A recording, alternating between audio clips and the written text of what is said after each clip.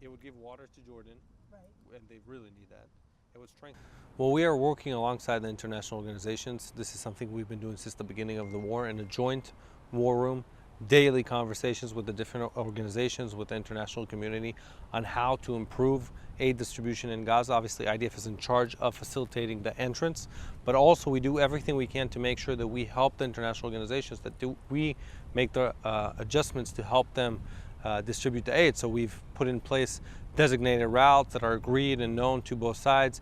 We've put out tactical ceasefires in different locations that can help them distribute aid, and we're communicating with them every day, finding new ways to improve distribution and find solutions to the problems, because it's very important for Israel. We are committed to this idea of humanitarian aid going into Gaza. We are committed to this effort, and we've been so since the beginning of the war. To talk, so I'm just going to tell you a story for 45 seconds. Yeah, okay. If I'm ever like a leader in Israel, this is what I'm going to do.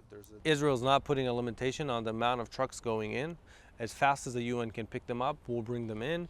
For many months now, and still to this moment, the problem has been pickup. There are hundreds of trucks worth waiting to be picked up. Just a few weeks ago, there were almost 1,000 trucks worth waiting to be picked up within Gaza. They kind of created a bottleneck or a traffic jam because the cargo was full to bring aid in. So Israel is not the bottleneck when we're speaking about aid going into Gaza. It is the pickup and the distribution.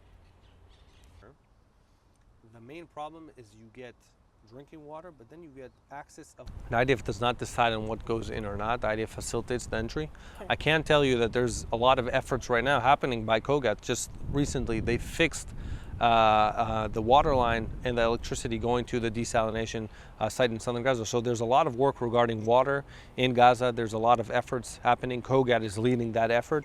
The IDF does not approve or disapprove of any of that. The IDF facilitates what it's instructed to do, and we will continue doing that for whatever is on the line next. Deep underground, but then it deals with the aquifer and all I believe Hamas is taking a lot of encouragement from the global attention to what they're claiming is Israel is starving Gaza, which is a false claim. We are persistent in our goals of the war to dismantle Hamas and to release the hostages. We're operating underground in different areas according to intelligence, pushing Hamas terrorists, pushing those pockets of terrorists that are left, fighting, dismantling the infrastructure, those tunnels, those hundreds of miles of tunnels that Hamas has dig underground in Gaza, and pushing those terrorists even more.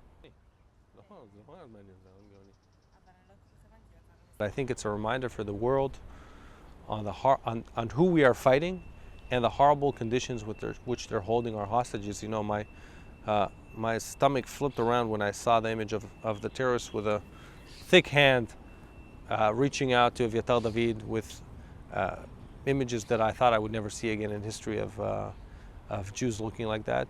And that's the reason why we're operating in Gaza.